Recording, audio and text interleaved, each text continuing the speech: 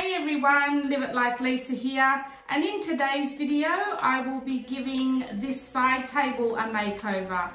So this is my side table, and what we're going to be doing with this one is giving it a good wipe down. I'm probably going to give this one a light sand only because whoever had painted it previously, I don't know what paint they've used, but it's very flaky, like it sort of comes off quite easily. So I might just give it a really light sand just to smooth out any of the scratches.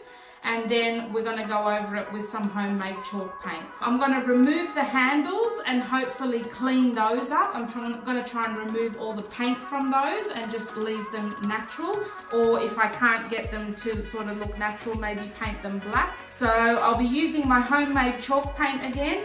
I'm not going to show you how I make it in this video because I've got heaps of videos on my channel showing you how. And I will leave a link to a couple of those videos down below so you can see. I just don't want to get too repetitive because I pretty much use chalk paint in all my projects. And for those that watch my videos regularly, I just don't want it to get too repetitive for you guys. So leave a link to the chalk paint recipe below and let's get started.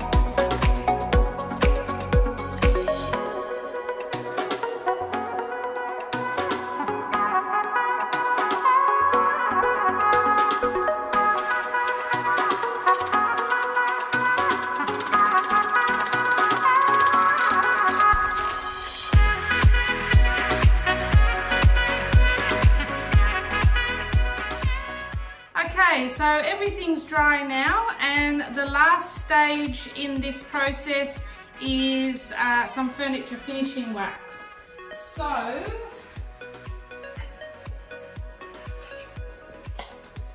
the wax that I'm using today is, I hope you can see that, it's Glitz Beeswax Furniture Polish. I bought this from Bunnings and it was $12 for a 200 gram tin, which I thought was quite good.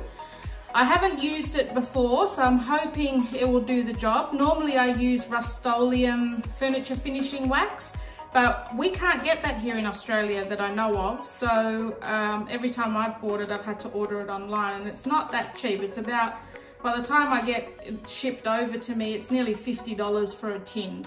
So yeah, this is quite a bit cheaper. So hopefully this will do the trick. So it says to apply it with a damp cloth.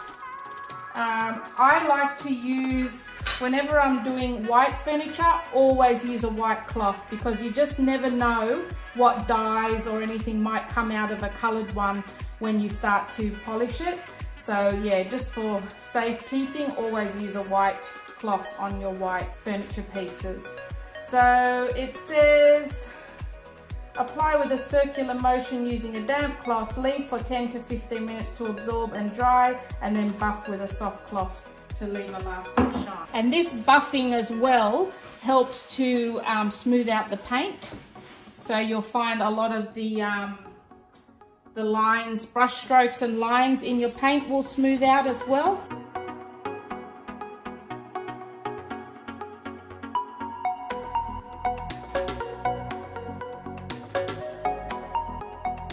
Okay, so I've finished giving it a polish, I've buffed it out, and we're all done. So I haven't done any distressing or anything to my one. I'm just going to keep it as is for now.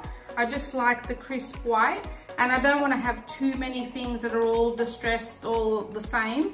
So yeah, I just thought I'd just keep it pretty simple.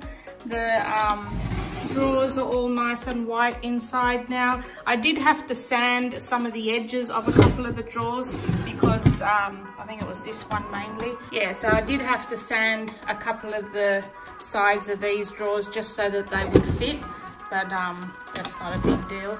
So yeah, well, I hope you enjoyed that video, guys, and maybe inspired you to give some of your furniture a makeover. Make sure you subscribe to my channel. I have a heap more farmhouse DIYs, projects and furniture makeovers coming up on my channel as I give my master bedroom a farmhouse makeover. And yeah, just make sure you hit that red subscribe button so you don't miss out. And I will see you guys in my next video. Thanks for watching.